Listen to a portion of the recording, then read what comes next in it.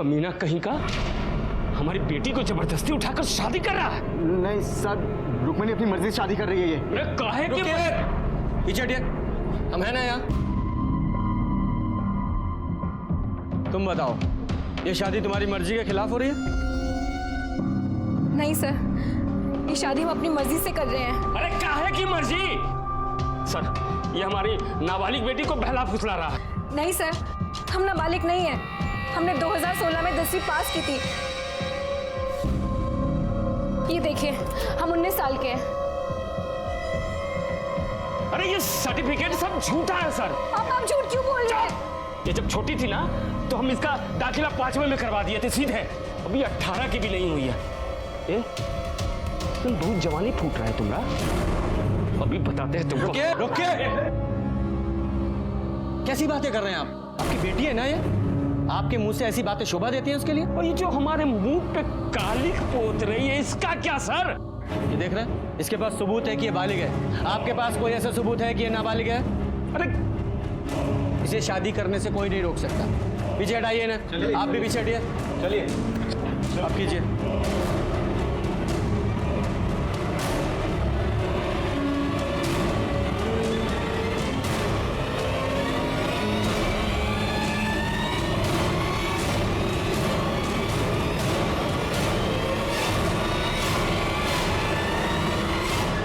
आप दोनों का विवाह संपन्न हुआ।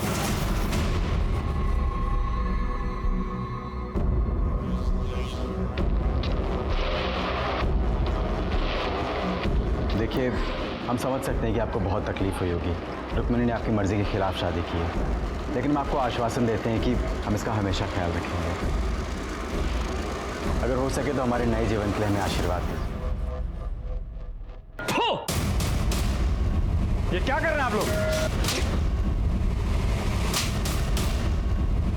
हमारा हाथ आपके ऊपर भी उठ सकता था, लेकिन रुक्मिणी के पिता हैं।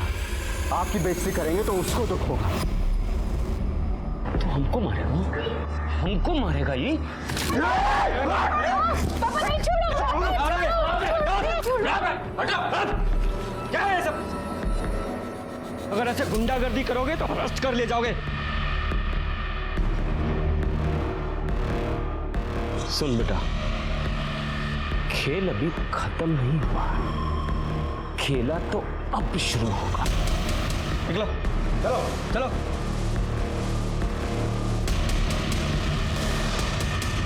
चलिए।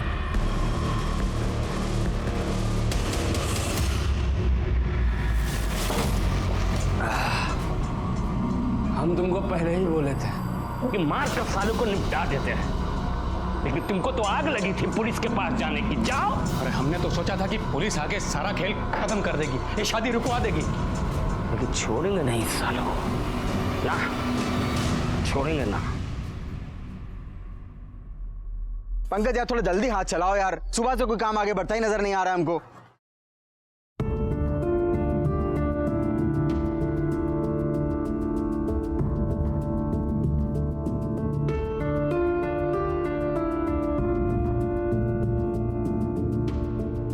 अरे देखो, मनोज भैया के मिसेस आए हैं। ए, चलो फटाफट खाना खा के काम पे लगो।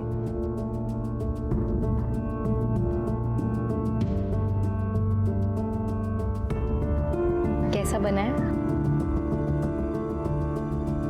तुम खाई? हम खा लेंगे। अरे अभी खाओ हमारे साथ, हम खिलाएंगे तुमको अपने हाथों से।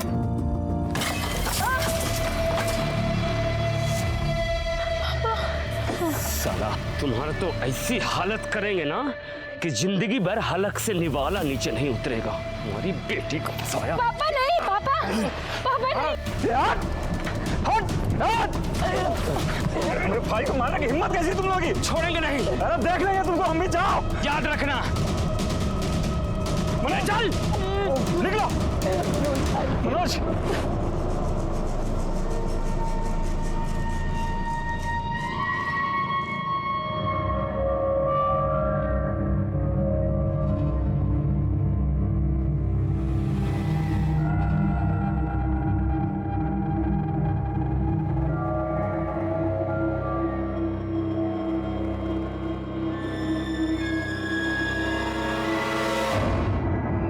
सीट खाली, आ जाओ।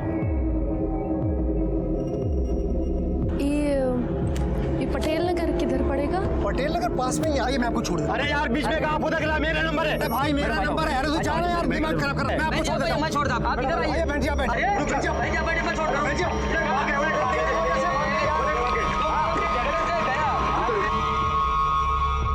अरे अरे आग लग गई, आग लग गई, आग लग गई।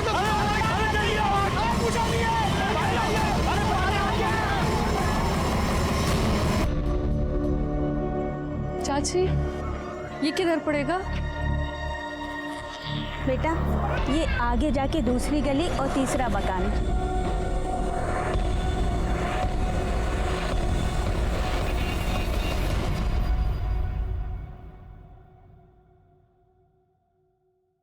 चलिए उठिए, काढ़ा पी लीजिए, आपका बदन दर्द ठीक हो जाएगा।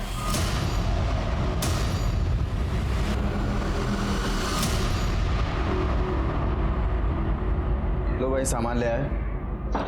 खड़ा धनिया नहीं मिला।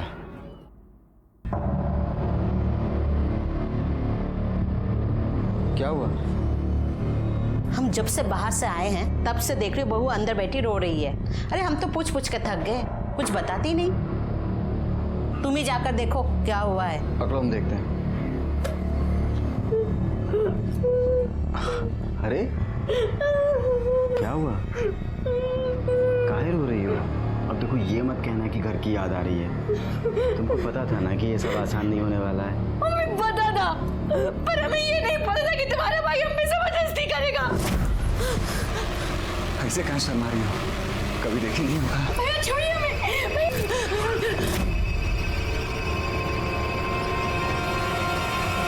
पागल हो रही है क्या? हमारा भाई हमारे लिए भगवान से भी बढ़कर है। उसके ऊपर इल्जाम लगा रही है तू। हम इल्जाम नहीं लगा रहे, हम सच बोल रहे हैं। झूठ बोल रही है। हम तो बीमार हैं, बाहर सो रहे थे। अच्छा, हम झूठ बोल रहे हैं? जब गंदा काम करने में शर्म नहीं आई, तब मारने में काहे आ रही है?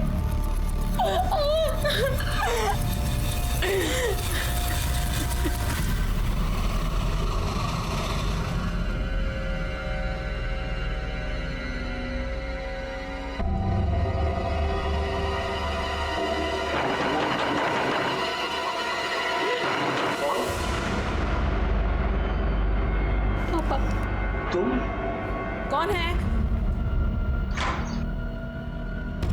क्या लेने आई हो अब यहाँ? पापा, हमें अंदर आने दीजिए पापा। देखिए उसे अंदर आने दीजिए। हम आपके हाथ जोड़ते हैं। अब और कितना तमाशा करेंगे आप? बेटी है हमारी, हमने कहा ना, उसे अंदर आने दीजिए।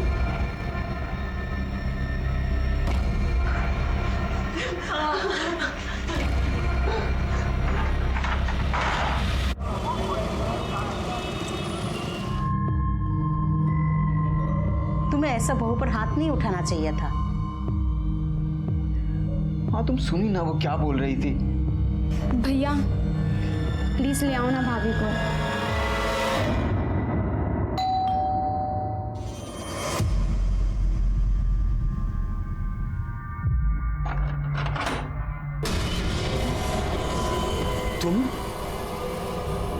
तुम यहाँ क्या करने आए हो?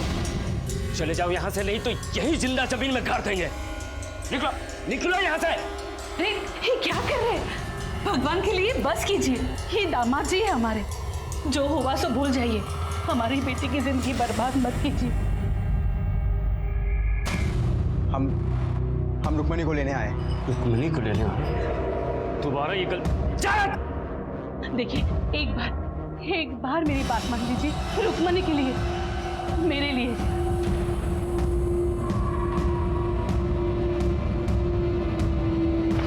अरे सुन, हम सब कुछ भूलने को तैयार हैं, लेकिन एक शर्त पर। हमारी बेटी को दोबारा मत रुलाना। उसकी आंखों में आंसू नहीं देख सकते। अरे माना कि हम दिल से कठोर है, लेकिन बाप है उसके। तुम क्या देख रही हो? अरे दामाद जी पहली बार आए हैं, कोई अच्छा खाना बनाओ।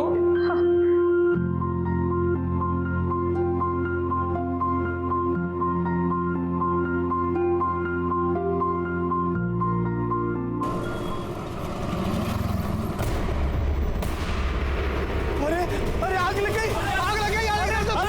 जल्दी आओ, जल्दी आओ। भाई आओ, अरे पानी आ गया, अरे पानी आ गया। अरे भैया, अबे हमारे बेटियों से भाग के कमरे में आग लग गई। अरे जल्दी आओ।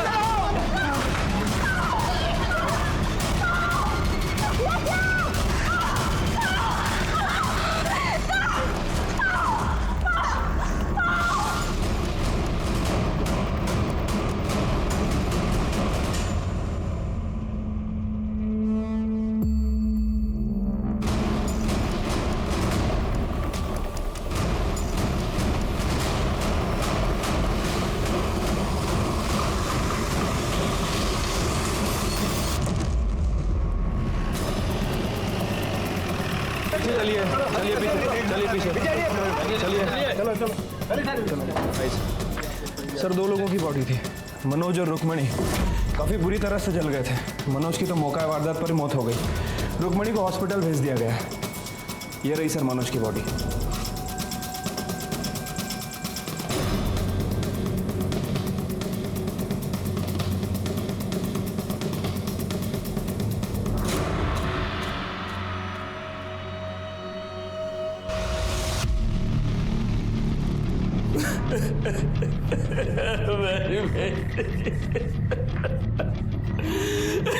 मार डाला अपने जवाई को, ले लिया बदला? नहीं सर, हमने कुछ नहीं किया। हमने तो उन्हें माफ भी कर दिया था। वो दोनों यहाँ क्या कर रहे थे? रुक्मिणी 1 दिन पहले यहाँ आई थी, तो शायद मनोज ने उसे थप्पड़ मार दिया था, तो वो चिढ़कर हमारे घर आ गई। और मनोज ने उसे थप्पड़ क्यों मारा था? हमें क्या पता था। रुक्मिणी की माँ ने भी उससे पूछा, लेकिन उसने कुछ नहीं बताया।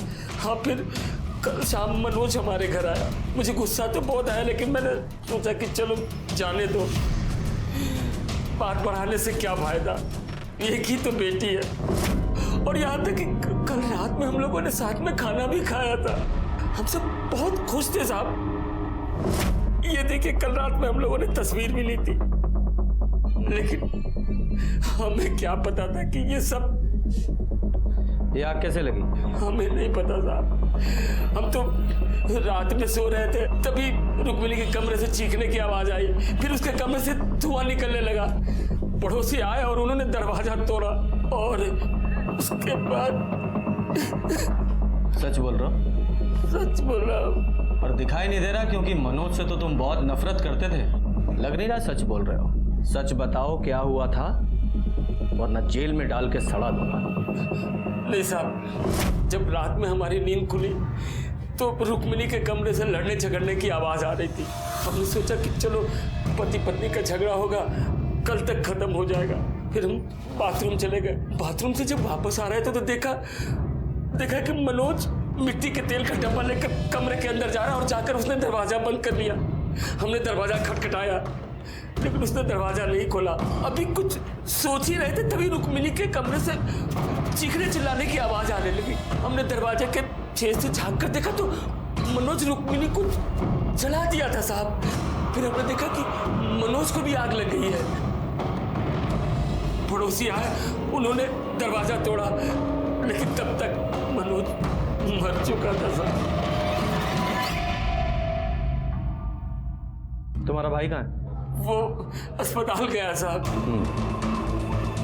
बाकी लोगों के बयान लो, बॉडी को मॉर्ग में भेजो, मनोज के घर वालों को भी बुलाओ। ठीक है सर।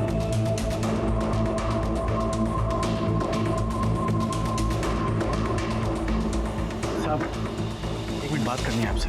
बोलिए। हमारा नाम सूरज है। हाँ। और ये हमारा बेटा गोपाल। हम बसेसर के बगल वाले घर में ही रहते हैं। इधर? हाँ। हमारा बेटा गोपाल आपको कुछ बताना चाहता है। हाँ बेटा, बताओ। सर, हमारी खिड़की से रुक्मणी दीदी का रूम दिखता है। कल रात देर तक हम जाग रहे थे, हमारी टेस्ट थी इसलिए हम पढ़ रहे थे, तो हमने सुना तो रुक्मणी दीदी किसी के साथ झगड़ रही थी।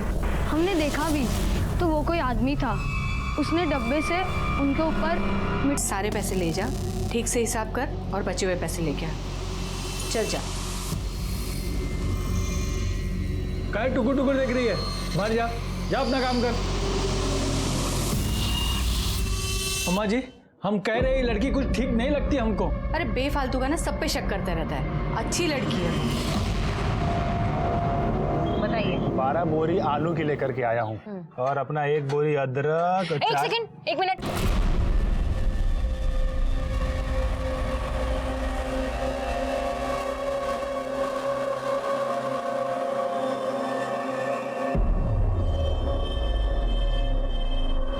क्या ये काहे ऐसे बत्तीसी दिखा रहे हो हमें? हाँ, ये लो, काम करो, काम पे ध्यान दो।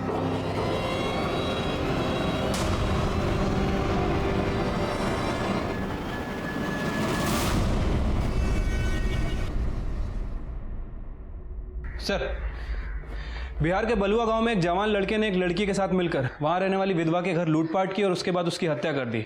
सर, उसका नाम दुर्गा देवी था, 65 साल की थी और काफ़ी अमीर थी। बाकी की फैमिली दिल्ली में रहती है। और सर, ये दोनों कल्पिट बिरजू और सरोज उसी के घर काम करते थे। सर, बिहार पुलिस ने बताया कि वो दोनों कल्पिट मुगल सराय की तरफ आए हैं। सारी डिटेल सर्कुलेट करवा दीजिए। हाँ सर, लेकिन एक बार फोटो तो देख लीजिए। ऐसा क्या है फोटो में?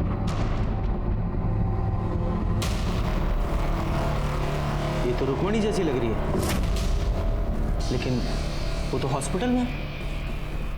ये बिहार में कैसे हो सकती है? यादव जी, ये रुक्मणी की फाइल निकालो।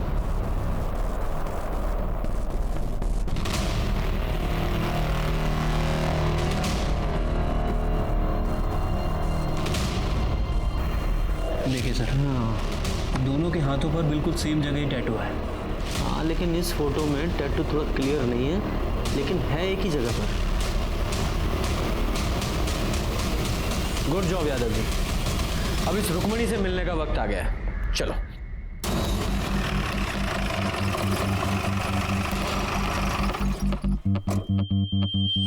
सर, आप ये सही नहीं कर रहे हैं। देखिए, हमें पता है हम क्या कर रहे हैं। इतनी मुश्किल से तो ये ठीक हो रही है।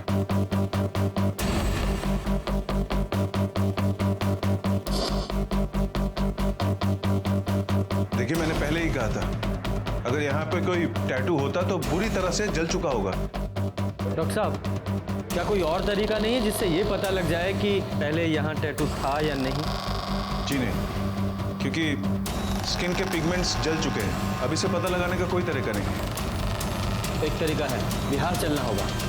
शायद वहीं चलकर इस सरोज और रुक्मणी की पहेली सुलझे।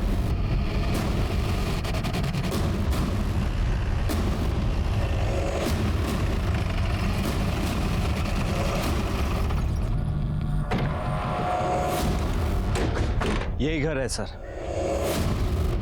और ये पुलिस वाले यूपी से आए हैं साहब। तुमने जो बयान हमको दिया था, तुम्हारे मुंह से सुनना चाहते हैं। वो क्या है कि तुम्हारे अम्मा जी के कातिलों का पता लगाना है ना। छोड़ना मत साहब उनको। हमारी अम्मा जी बहुत अच्छी थी साहब, बहुत अच्छी थी हमारी अम्मा। ये सरोज यहाँ कब से काम करती थी? साहब कुछ 35-40 दिन हुए होंगे साहब। बहुत पढ़ी लिखी थी साहब और एकदम सीधी सादी लगती थी। अम्मा जी का तो बहुत ही ख्याल रखती थी और अम्मा जी भी उस पर बहुत भरोसा करते थे साहब। और ये बिरजू? अम्मा जी का जमीन का बटाई होता है ना, तो बिरजू ही देखता था। यहाँ आता जाता रहता था साहब। वो हिसाब किताब भी सरोज ही देखती थी। जी सर, यहाँ पे काम करने वाले लोगों का कहना है कि सरोज और बिरजू बहुत घुल मिल गए थे। हाँ साहब, हम देखे थे, बिरजू और सरोज में बहुत नजदीकियाँ हो गई थी। अगर तुम्हें हमारी जरूरत है तो सीधे सीधे कह क्यों नहीं देते? साहब, वो जो सरोज थी ना, वो हमेशा डरी डरी रहती थी। डरी डरी मतलब? डरने की वजह तो पता नहीं, लेकिन हमेशा उसके दिमाग में कुछ ना कुछ तो चलता रहता था साहब। ये सरोज कहाँ की रहने वाली थी? पता नहीं साहब। पता नहीं? तो फिर मिली कहाँ? हम वो अप्रैल में पटना गए थे, आके देखा तो यहाँ काम कर रही थी वो। आपने सरोज के बारे में बाकी गांव वालों से बात की? जी सर, लेकिन किसी को भी नहीं पता है कि वो कहाँ से आई थी और यहाँ तक कैसे पहुँची। साहब, हम एक चीज हमेशा देखते रहे कि जब भी अम्मा जी लाकर खोलती थी ना, तो उसकी आंख खुल जाती थी। सच में हम कह रहे साहब कि सब कुछ उसका ही किया धरा है। बिरजू को भी उसी ने फंसाया साहब। साहब, वहाँ अम्मा जी का लाश लाकर के पास पड़ा था और उस वक्त लाकर खुला था साहब। सर, फ्लावर वॉश को वेपन की तरह यूज किया गया था, जिसे हमने फॉरेंसिक में जमा करा दिया है। ये सरोज के पास कोई मोबाइल था? नहीं साहब, नहीं था। ये अम्मा और बिरजू के पास तो होगा? हाँ, उनके पास था साहब। सर, बिरजू अपना मोबाइल एक मजदूर को देके गया था। जिसमें मोबाइल डेटा इरेज था और कोई सिम भी नहीं था। सर हमने अम्मा जी और बिरजू की मोबाइल की CDR रिपोर्ट और मोबाइल लोकेशन दोनों मंगवाई, जल्दी ही मिल जाएगी। गुड। सर बिरजू के मोबाइल लोकेशन और मोबाइल डिटेल्स में कुछ भी सस्पिशियस नहीं है, लेकिन सर ये अम्मा जी नटवा गांव में भीमा के कांटेक्ट में थी। ये भीमा कौन है? हिस्ट्री शीटर है सर, ह्यूमन ट्रैफिकिंग के केस में कई बार पकड़ा। यहाँ तो ताला लगा है, कैसे पता लगाएं सर कहाँ गया होगा?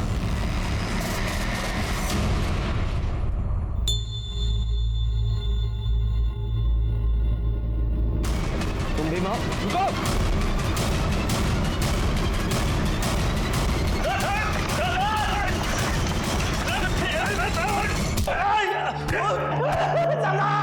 आपको कुछ नहीं पता, आपको कुछ नहीं पता साहब, छोड़ दीजिए। रुको। कितना मारते हो तुम लोग? बहुत लगा? जी साहब। अच्छा पानी पियोगे? हाँ साहब। ठीक है पिलाते हैं, पर पहले सच बताओ, सरोज को तो जानते हो? कौन है, कहाँ से आई थी, सारी डिटेल्स बताओ उसकी। साहब हम कसम खा के कहते हैं, हमको नहीं पता साहब। अम्मा ना सच बोलती थी, ये लातों के भूत बातों से नहीं मानते। तुम लोग ना अपने तरीके से पूछ लो, मुझे तो ये कुछ बताएगा नहीं। साहब रुकिए साहब, बताते साहब, बताते। बताओ। सब वो दरअसल वो राम लखन आदमी का फोन आया था हमारे पास। वो हमको बोला कि उसके पास एक 19 साल की एक लड़की है जो बहुत ही खूबसूरत है, उसका हाथ पैर भी ठीक ठाक है। तो साहब 1 लाख में हमारा डील फाइनल हो गया। उसके बाद साहब हम 5 दिन अपने साथ ही रखे नटुआ गाँव में, बस इतना ही साहब। फिर 5 दिन बाद क्या किया? वो अम्मा जी को बेच दिए थे 1.5 लाख रुपए में। ये राम लखन का जो फोन आया था मोबाइल से आया था? जी यादव जी सर, उस नंबर को ट्रेस करो। कहाँ का रहने वाला है ये? जी यूपी। तो लड़की को तुमने यूपी से उठाया? साहब ये तो हमको पता नहीं है, लेकिन यूपी और बिहार का जो बॉर्डर है ना, वहीं पर लेन देन हुआ था। कब हुआ था? 11 अप्रैल रात को हुआ था। मतलब जिस रात रुक्मणी और मनोज को चलाया गया। ठीक है, very good sir. Ram Lakhan का फोन ट्रेस हो गया है सर। ये राम लखन और कोई नहीं बल्कि बसेसर दुबई है, रुक्मणी का पिता। क्या? तो क्या ये सरोज और रुक्मणी दोनों एक ही हैं? अगर ये सरोज रुक्मणी है तो फिर वो लड़की कौन है जो हॉस्पिटल में है? या फिर दोनों जुड़वा बहन हैं? सर जो लड़की हॉस्पिटल में है उसका DNA बसेसर दुबई के DNA से मैच भी हुआ था। बड़ी उलझी हुई पहेली है। सबसे पहले ना ये मुगल सराय जाकर इस बसेसर से बात करनी पड़ेगी। यादव जी इस बसेसर की पूरी जन्म कुंडली निकालो। जी। और सिन्हा साहब सर, जितने भी टोल नाका हैं सबकी CCTV फुटेज निकालो। इस सरोज का मिलना बहुत जरूरी है। और वो बिरजू, उसके मोबाइल में उसका सिम नहीं था, हो सकता है उसने दूसरे मोबाइल में सिम डालकर एक्टिवेट किया हो। पता करने की कोशिश करो, इन दोनों का मिलना बहुत जरूरी है। जी सर।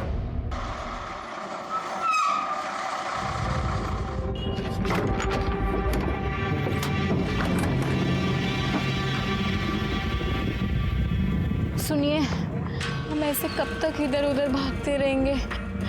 हम जाने ये सब कब खत्म होगा।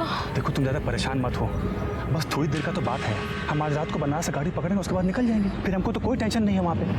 चलो अब। हमें बहुत भूख लग रही है और हमारा गला भी सूख रहा है। गला तो हमारा भी सूख रहा है, लेकिन करें क्या? एक काम करो, आओ तुम इधर आओ, तुम यहाँ बैठो, हम तुम्हारे लिए कुछ खाने को लेकर के आते हैं। जाना मत यहाँ से कहीं।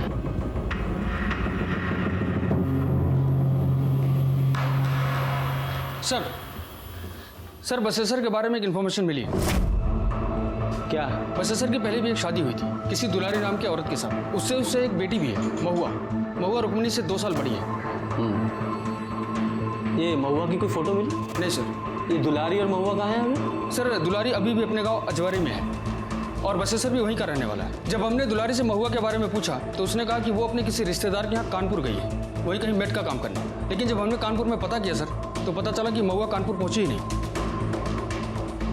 कब की बात है? सर अप्रैल के पहले हफ्ते की। मतलब 11 अप्रैल से पहले भी बहुत सी चीजें हुई थी। आप काहे नहीं खा रहे? अरे तुम खाओ, हम उधर ही कुछ खा लिए थे, पेट भरा है हमारा। बस कितने बजे का है? शाम को 8 बजे का है। तुम खा के थोड़ा सा रेस्ट कर लो, हम तुमको जगा देंगे। कैसा गंदा मजाक कर रहे हैं आप साहब? एक तो हमारी बिटिया अस्पताल में पड़ी है वैसी हालत में, और आप कह रहे हैं हमें अपनी बेटी को भेज दिए बिहार में। पूत को तो कपूत बनते सुना है, लेकिन बाप को पशु बनते पहली बार देखा है।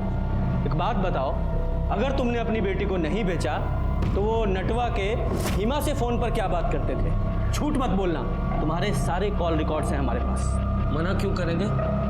उससे हमारी बात होती थी, हमारे बचपन का दोस्त है, तो कभी कभार फोन पे बात हो जाया करती है।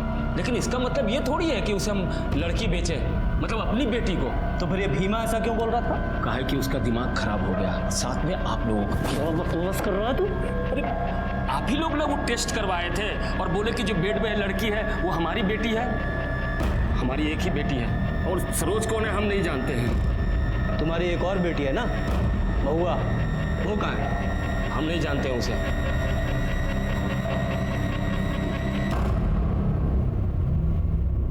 ठीक है, जाओ।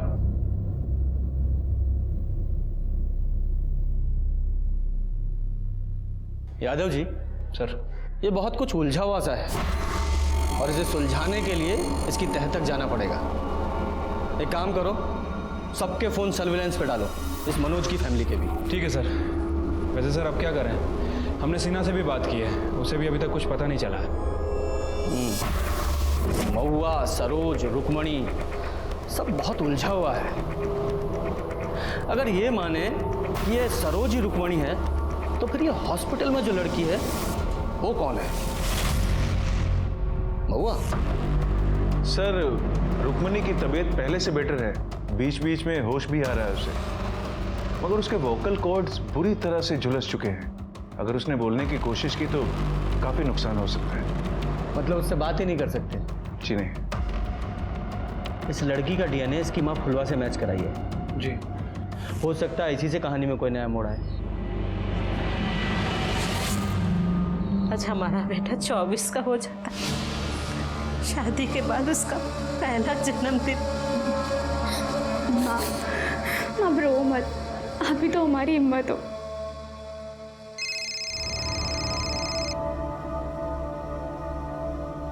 हेलो सर, अभी भी मनोज की बहन नीला को किसी ने फोन किया सर। ये सुनिए सर।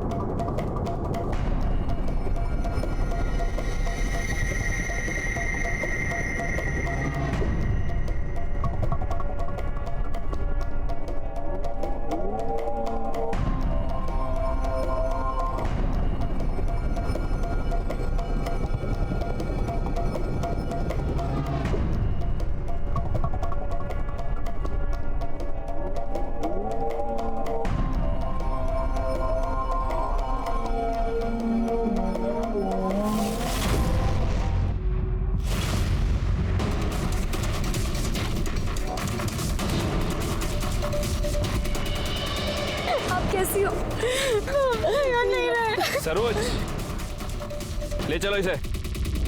सरोज या रुक्मणी बुलाऊं तुम्हें? कौन हो तुम? सरोज या रुक्मणी, या रुक्मणी की कोई जुड़वा बहन? नहीं साहब, हम रुक्मणी ही हैं। सबने बहुत कोशिश की कि हम भूल जाए कि हम रुक्मणी नहीं हैं, लेकिन साहब हम रुक्मणी ही हैं। उस रात तुम्हारी मनोज से लड़ाई किस बात पर हुई थी? नहीं साहब, हम दोनों की तो कोई लड़ाई नहीं हुई थी। हम दोनों के बीच तो सब कुछ ठीक था। हम दोनों ने खाना खाया, उसके बाद हम सोने चले गए। फिर अचानक से आधी रात में किसी ने हमें कुछ सुंघाया